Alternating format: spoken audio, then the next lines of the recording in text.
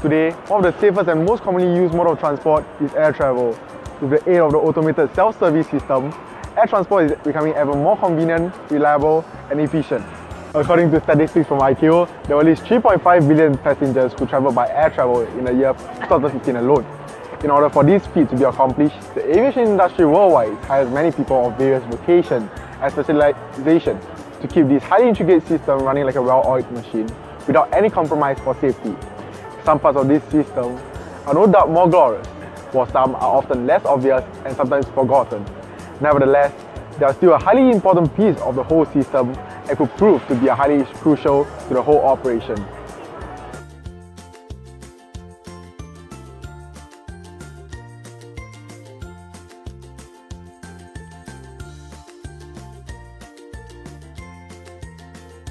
To find out how the baggage system at Changi Airport works, we sent an agent, John, to interview an expert on baggage handling. Hi Mr. Woon, I'm John here. Thanks for agreeing to have this interview with us. Oh no, the pleasure's all mine, John. Come, let me take you to a look at the situation.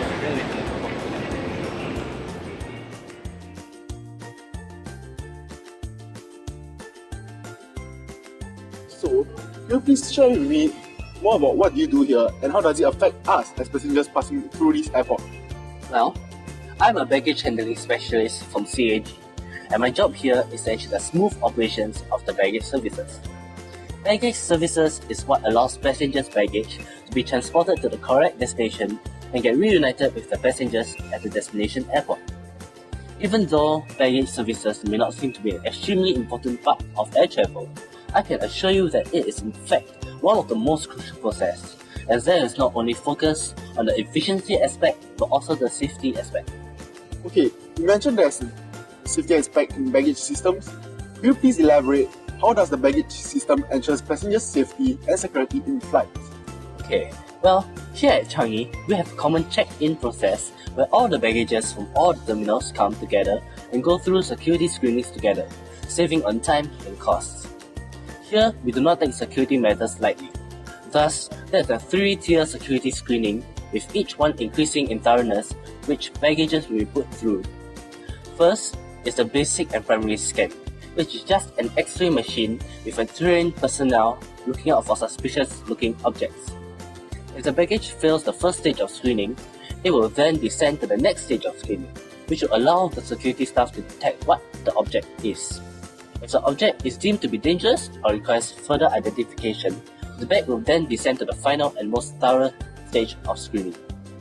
Only if the bags are then deemed to be safe will they be released to join the rest of the baggage and sent to the respective flights. Wow, that's really good news to us as passengers to know that so much effort has been put in to ensure the safety of all of us. But can you tell us what is the current capacity of the baggage system at Changi? Well, I'm unable to give you the exact capacity, but in 2016, Changi Airport handled almost 59 million passengers and about 42 million baggages. As of now, our system is still able to handle such numbers and keep the minimum connection time at around 60 minutes. However, once the new Terminal 4 and Terminal 5 opens, the new influx of passengers and baggages will result in the system reaching dangerously close to its capacity. As a result, the MCT will be increased. We are currently working on upgrading and developing a better baggage system to cope with the influx of passenger and baggage numbers. It seems that baggage system really plays an important role in aviation and affects many aspects. Well, indeed it does. And by the way, Changi also boasts an early check-in baggage system, where everything is fully automated and the bags will automatically be sent to their flights when the time is right. That's interesting to know. Anyway, thank you Mr. Woon for giving an insight of the baggage system here at Changi. You're very much welcome. There was no problem at all. So, there you have it, an in-depth analysis of the baggage system at Changi Airport. Now that we know exactly how the baggage system works, we would like to find out the passenger's opinion on it. So, we sent our agent Ahmad to interview a passenger. Hi, can I ask you a few questions? It won't take too long. What is this for?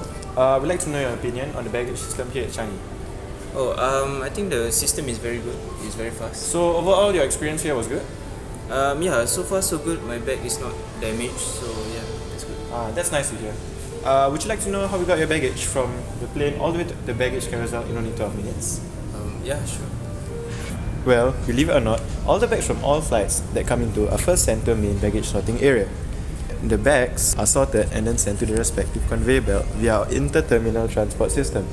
This system moves the baggage from one terminal to another at 7 meters per second. The bags are then sorted into and put onto the respective conveyors for passengers to collect.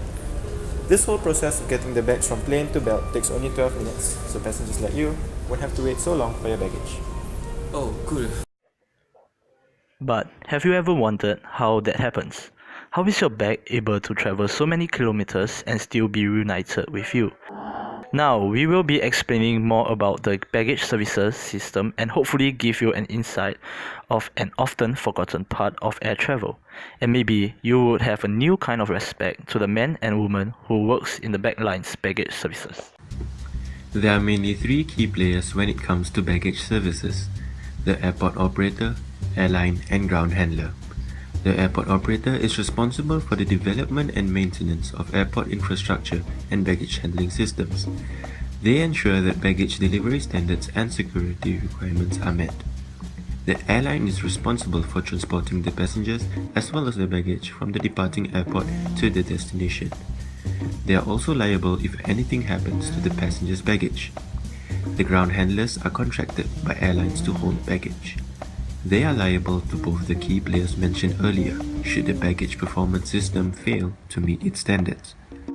Now that you know the key players, it's time we learn of the processes that occur during baggage handling. There are 4 types of baggage that are processed at an airport: arrival and departure, transfer, as well as early check-in and long transfer baggages. For arrival and departure baggages, the process is fairly similar. Departure baggages are firstly weighed at the check-in counter, marked with the according baggage tags, transferred to the baggage makeup area before they are finally transferred and loaded into the aircraft. With the exception of tagging the baggage, the arrival baggage handling process is the reverse of how departure baggage is handled. Of course, instead of offloading onto check-in counters, arrival baggage is offloaded onto the claim belts, where they finally reunite with their owners. There are 2 types of transfer baggage. They are online and interline transfer bags. Online transfer bags arrive by one carrier and are later connected to another flight operated by the same carrier. Interline transfer bags, on the other hand, arrive by one carrier but are later connected to a different carrier. Transfer baggage is loaded in the arriving aircraft through 3 different means: mixed containers, where they are loaded with local terminating bags; through containers, where all bags have been sorted for a single destination at the upstream station; and finally through baggage transfer containers, where all of the contents are transfer bags meant for different destinations. Last but not least is the early and long transfer bags. These bags have to be handled specifically while they remain in the baggage handling area of the terminal. Note that this may not be provided by all airlines, as they require a certain amount of space and storage system dedicated to this service. Finally, let's talk about baggage tags. Did you know all baggage tags are identical in design as specified in IATA Resolution 740? Therefore, they can be read and understood wherever you go. There are 2 purposes for baggage tags. They are to route a bag from its origin to its destination, as well as to highlight special information such as heavy items. Each baggage tag also has a so-called license plate, which is a 10-digit number that translates into a barcode. This barcode aids with the control of baggage handling. These license plates have many different uses. Besides telling the system which flight they should direct the bag to, they also aid in the tracking of containers and bags, so that no-show packs can be located faster for your security. Finally, misrouted baggage is also easier to locate with the aid of these license plates, as they can be read and traced. So far, we've seen that baggage system plays a crucial role in ensuring the efficiency of air travel. If the baggage system of an airport were to fail, it would be a catastrophe, as proven in one such incident in August 2016. It was the second major incident to strike London Heathrow following a previous failure of the baggage system in July 2016. This time, a power cut caused the baggage system to fail, and many passengers were unable to get their baggages at their destinations. It's unknown exactly how many passengers were affected during the incident, but it caused thousands of passengers to fly without their baggages.